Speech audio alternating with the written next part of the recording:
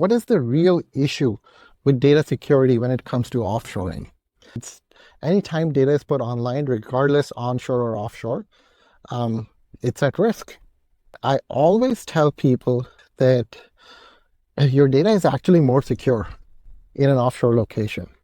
And there's a lot of things we do, which is why it's secure. I'm not going to go into that in this video. There's a separate video for that. But there's a fear, and it's important to understand what that fear is. That fear, more than the loss of data, more than the security of data, is the fear of unknown. The fear of unknown that if something does happen, what am I going to do? Let's say you have your own office in India and you think there's been a data leak. The fear of not knowing what to do, that is the real fear. And it is extremely important to realize that, because once you realize that that is the real fear, is the anxiety of an unknown place, it's the feeling of helplessness if something goes wrong, then you can work to address those issues.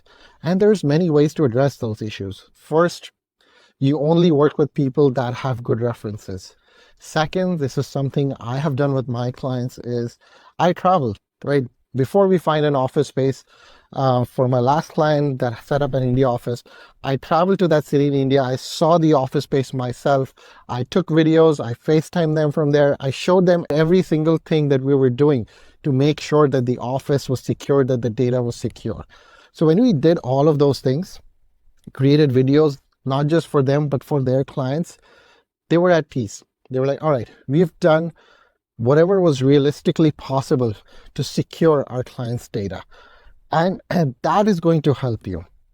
So that's why it's very important to differentiate between the actual danger of data getting stolen and the fear of it. And because the solutions to both those things are